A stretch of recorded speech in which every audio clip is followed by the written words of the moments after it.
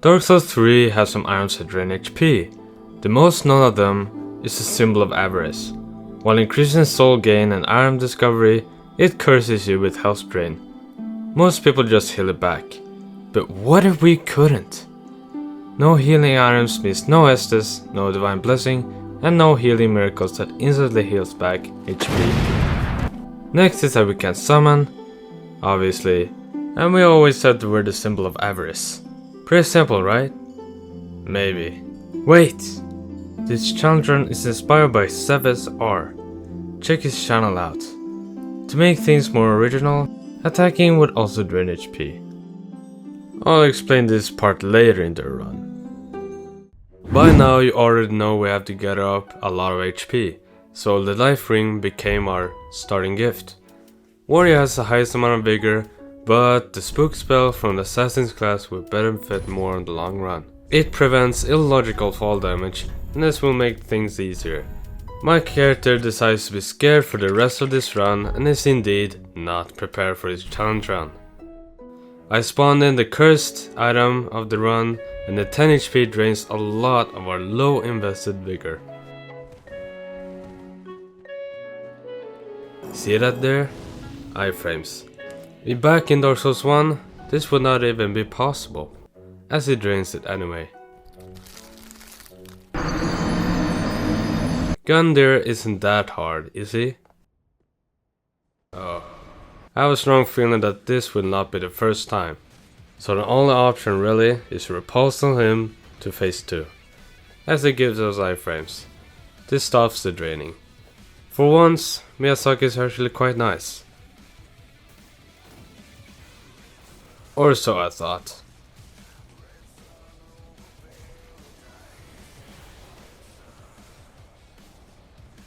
I only really had one good RNG, I guess. But eventually, another one came.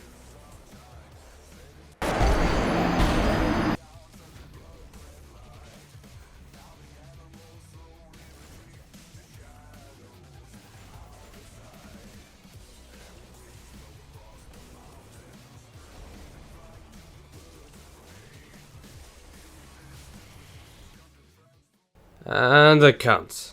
Success. Because we got embered. Let's talk about Spook. It made us get to bosses faster and avoided fall damage primarily. Also happened to help us get the silver ring in the nick of time. About that nick of time I had, it was no more than 55 seconds. In High Wall of Lothric, we faced that obvious kind of problem. With the health we had so little of, running to bonfire and bosses was nearly impossible. Oh no, no, no.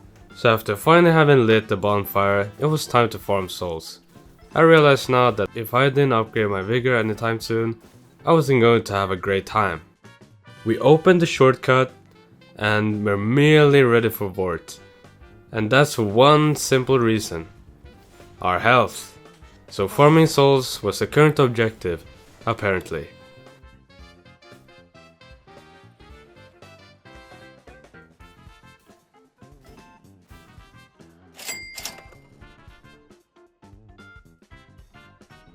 We finally managed to grab the banner, and an agent, or rather a Knight of Sullivan, stood in my way.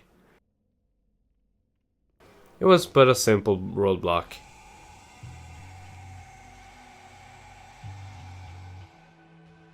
With the most known soundtrack ever, I don't know why I turned the music off.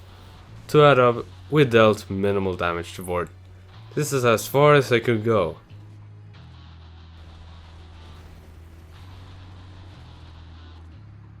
But with some spice of gold pine resin, which deals lightning damage, we eventually took him down. Honestly, I'm just glad Vort had this opening, which meant a free riposte, and quickly became victorious. Then these weird brain demons flew me to a location which I entirely speedrun. Nothing was used there, except Yol of course. If you enjoyed the content so far, please help to support the channel. I will upload more videos with your support. It matters. Bonfire after bonfire, we arrive at the road of sacrifice and free Grey Rat for the chime he offers, as he gives a gentle prayer. Oh wait, he doesn't sell it yet. Nice. Also, I just stumbled upon that Outrider Knight can be parried, and he draws some decent amount of souls, and by that, I'm delighted. Spook is just this amazing. Like myself, I'm not in reality though, but we basically want to buy the Miracle's offer, but only for the passive health regen. Also that Force Miracle, that is for the gravity kills. You could also call it Gravitas, as her sword is crucial for alleviating the health drain, but it's later on I realized this was entirely useless. 1.5 tick of 2 HP was in this case horrible.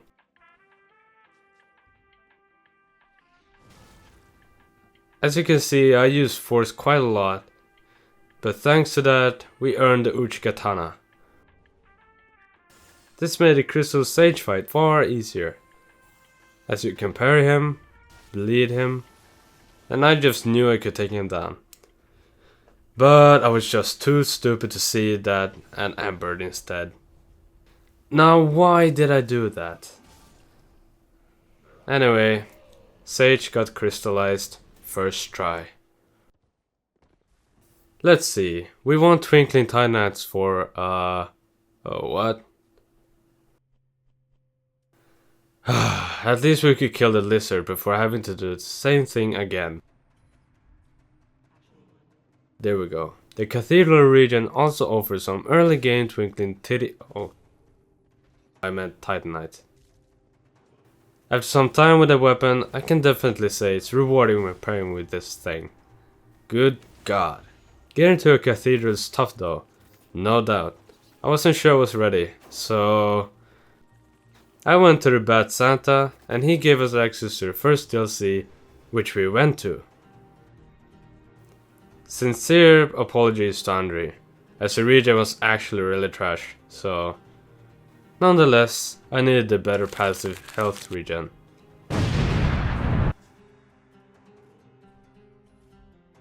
Thanks to that, and my ultimate speed running skills, I finally made it and grabbed some extra materials while at it. We also lit this bonfire here, and now we're heading to our Abyss Watchers, from the Crucifixion Woods, where an obstacle appeared.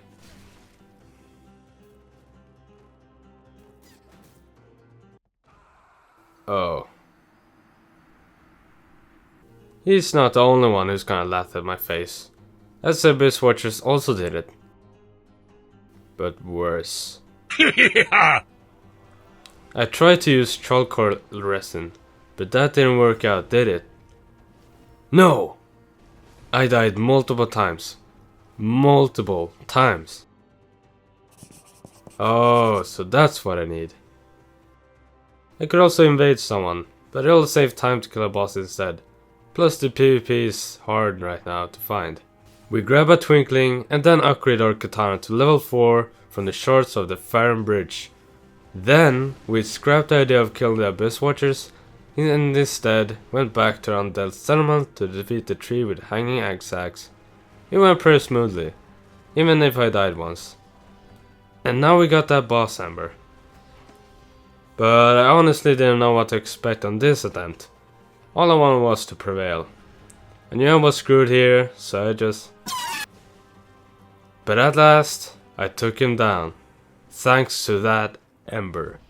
And I definitely wasn't going to display how many attempts that took. Oh god damn it, Mad Hollow. Our first passive healing ring. Foreshadowing, it was pretty OP, but because that happened in the future, I don't really know how good it is yet, so we'll just say it's okay. For now. Wolnir is a very cool boss. It's cinematically good looking, but the fight itself was kinda meh, because it was pretty gimmicky. The Svape addiction was inevitable and ominous because I died to the abyss, or death flavored smoke you could say. You could also say I got vaporized. Haha.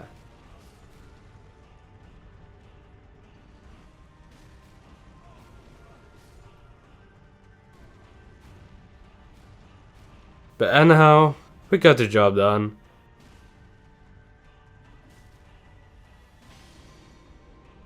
Goodbye, Cripple King, and with your Teemo accessories.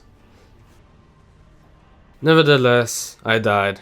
Purposely though, because I needed the Barbie doll from the Deacons to gain access to the Earthil, where I can defeat Pontiff, Sullivan, and Aldrich.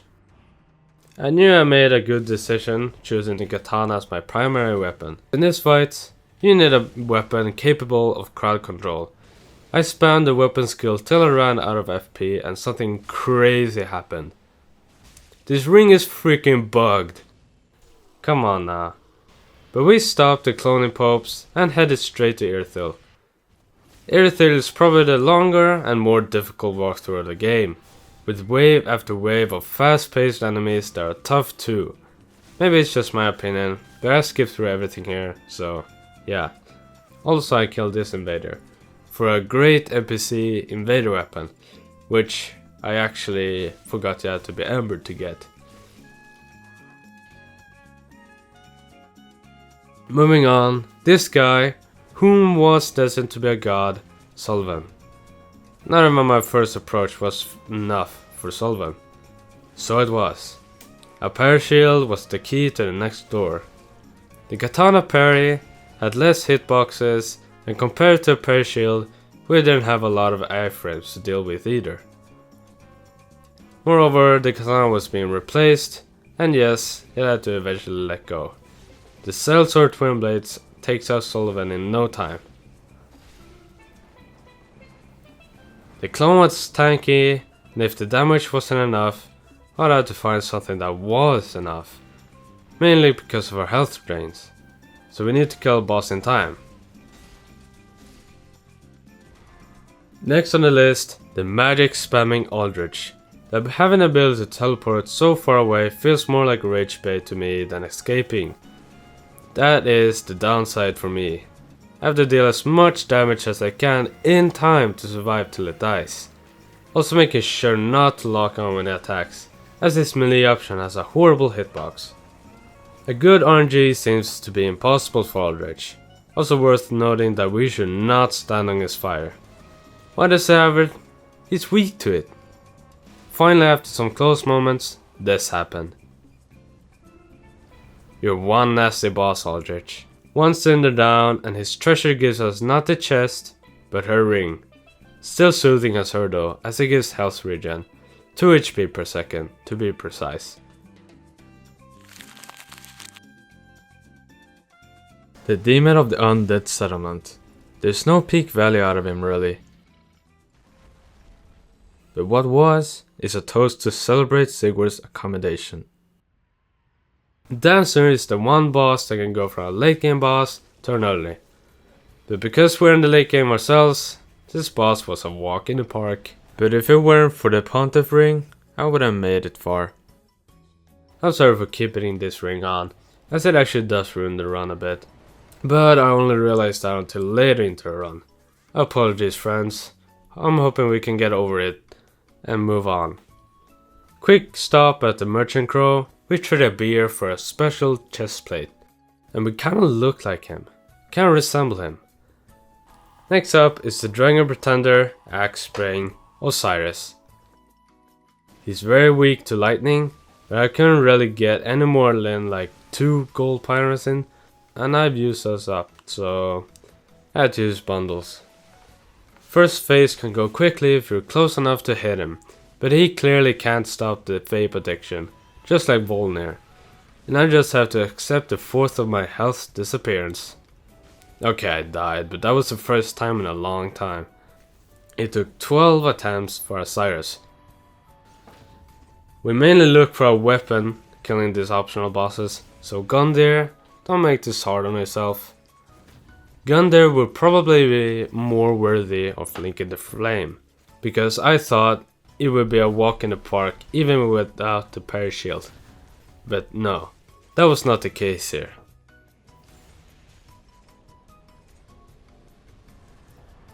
Finally, he's out of the way and we can finally get the weapon of the run. The one and only, the Chaos Blade.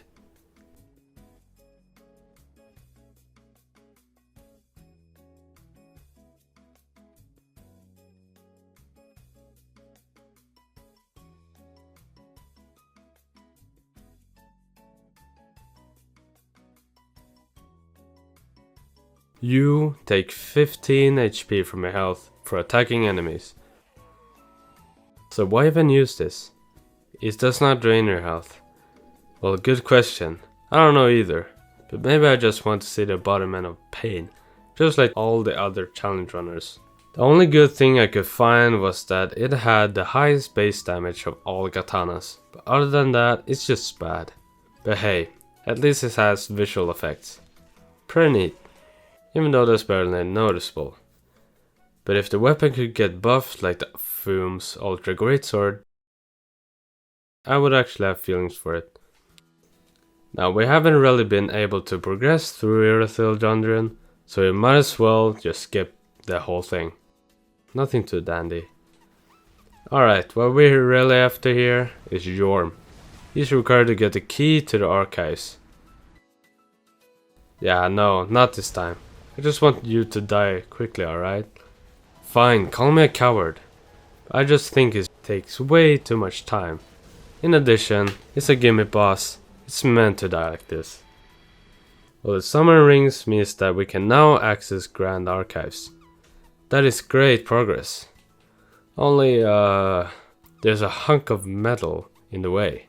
Specifically the Dragon Slayer armor.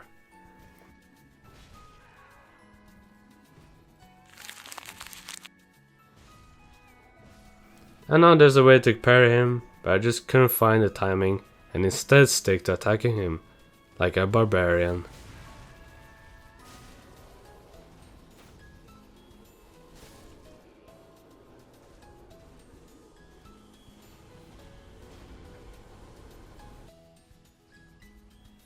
Lorien isn't usually a difficult boss. The combat is pretty basic in the first phase, where it kinda goes like roll hit, roll hit. That's until the second phase, but that's where I've always died on.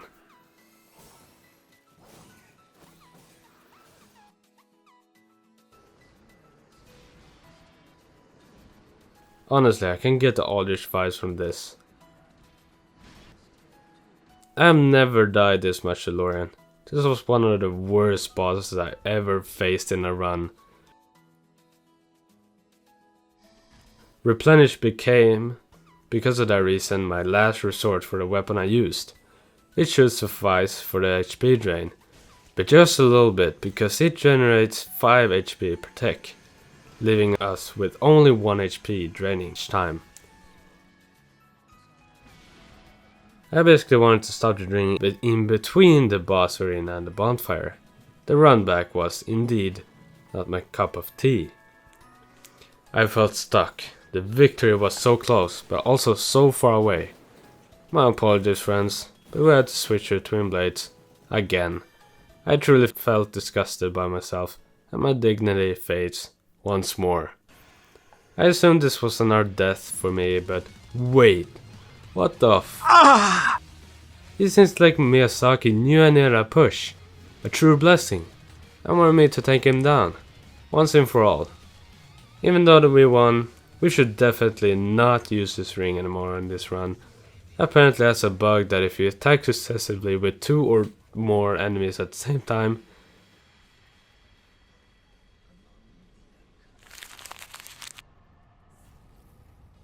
last time that happened was with the fight with the deacons, so we'll be using the Ring of Favor instead, as a replacement.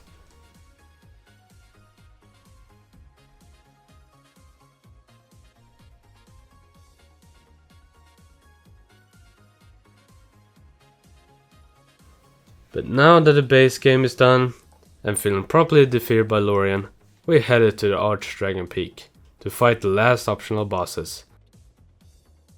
Well, specifically the last optional boss, because the Ancient Wyvern is more like an annoyance in my opinion, but the Nameless King is more like it.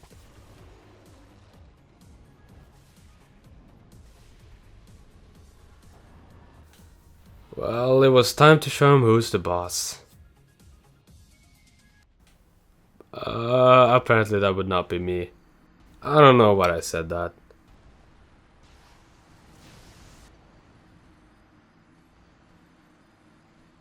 But after countless deaths, I got a good RNG.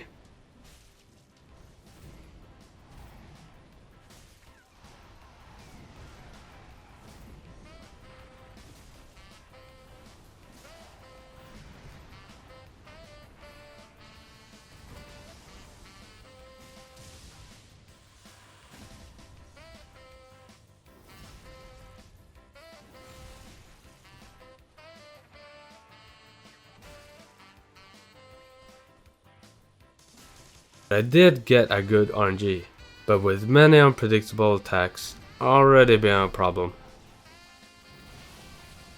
Apparently, his lightning is also bullshit.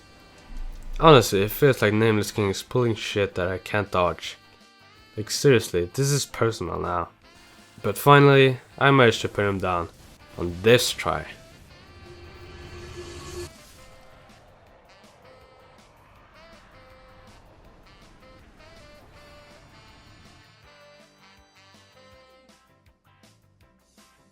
Now that I have the Chaos Blade back on, it kinda feels like I always need to go hitless.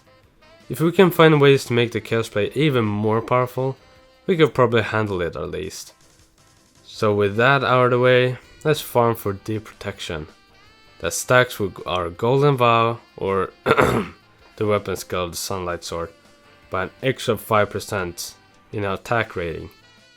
Even though things are getting better, I don't know if there's anything more to enhance the weapon with. Comment down below if you know any buffs to the weapon. But I think this might be the final touch for the Chaos Blade. At least we can humiliate this guy, right? Right? Alright, a deserving thumbs down done, we went straight to flip the contraption to the boss arena.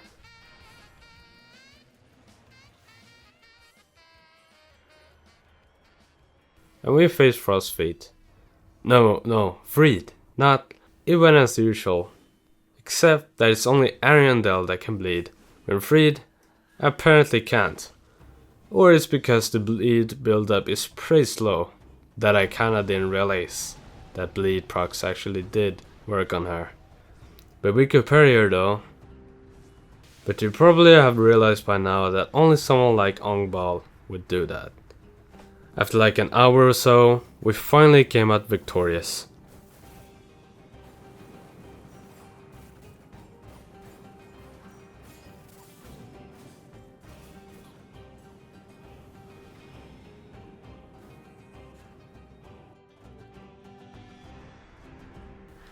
I cannot help to notice that the demon prince can have different attacks in the second phase depending on which demon you kill in the first phase.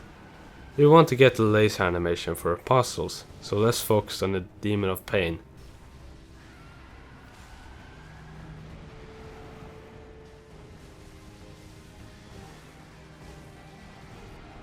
But then I proceed to kill the demon from below anyway, which I don't know why the hell I did.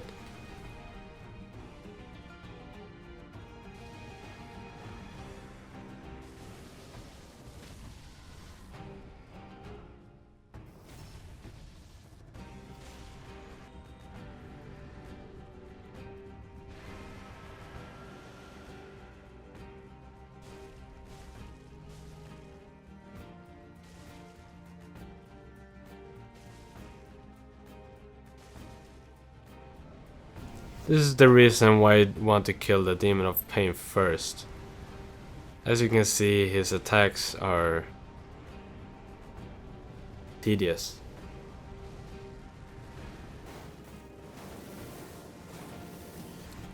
He finally went down. I literally feel like I can breathe again. This challenge run has been by far the hardest run I've ever done so far. But it was far from over. While we prepare to suffer again, Half-Light is not their typical boss, as he's essentially a bot player. Okay, that sounded weird, but I mean, he can use items that we can use. but those items that he uses are completely busted, and he can literally 3-shot me with one-handed freight blade.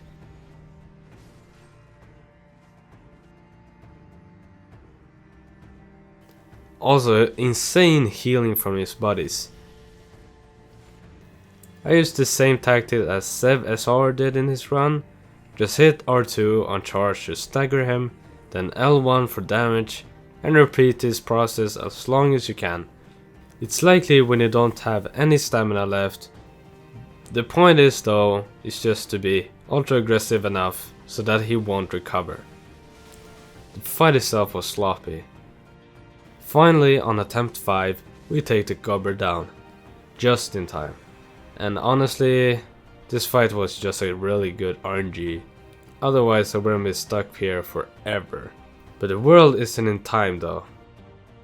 But someone was still standing, searching for that thing, the dark soul. Slave Knight Gale was probably one of the few bosses that were enjoyable and not so stressful to play against.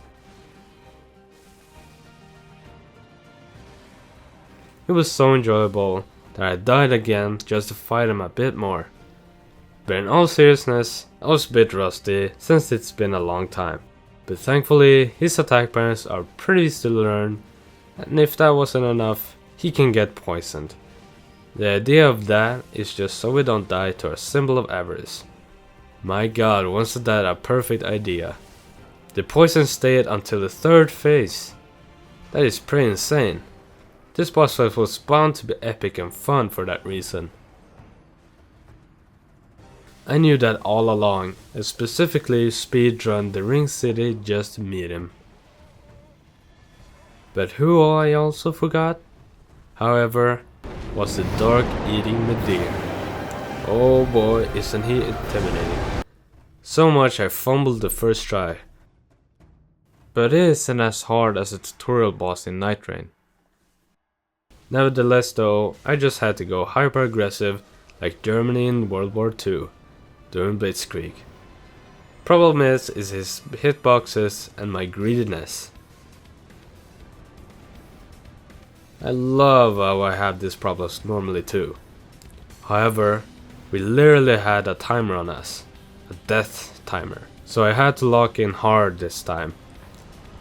The pros here are his punish windows, as there's a lot of attacks you can bypass. The cons are maybe his humanity attack, as it chips down his health.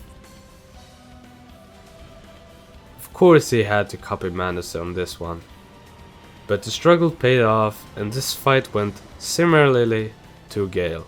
Thank you, Medir. The last boss, or the final boss? Final?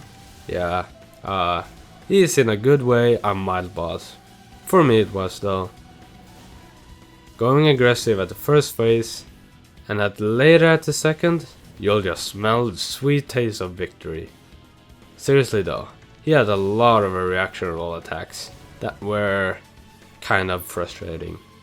I did die because of this, but with family, anything is possible.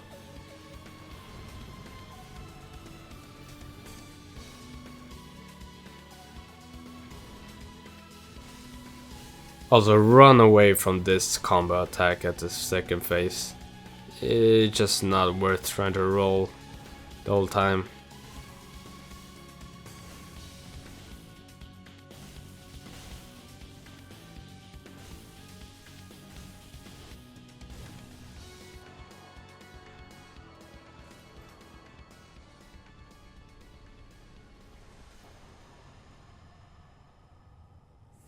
The Ashen One, that had a cursed health bar, proceeded to keep the flame going, and promised to never, ever take the symbol of avarice helmet off. Thank you for watching.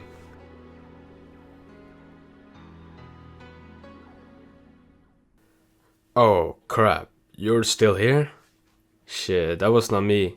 Trust. But while you're still here, let's take a look at my build after the run. The Chaos Blade deserves more and perhaps even a buff. Our armor is questionable, and yes, it wasn't fashion sauce. Here are the rings. I switched from the Pontiff ring to the Knight ring of favor, and I'll switch again to the red Tearstone ring. Now as you know, we were on a dex build. A full dex build to be precise. 60 dex. With maxed out vigor and faith for buffs and survival. The idea was to mainly use sub-weapon, but we kinda went on plan B, if you know what I mean. Because without the twin blades, I wouldn't have made it here. But because we're technically out of the storyline, we could freely take out the symbol of avarice, and oh my god. Make sure to subscribe to be notified, or to get notified for more challenge runs.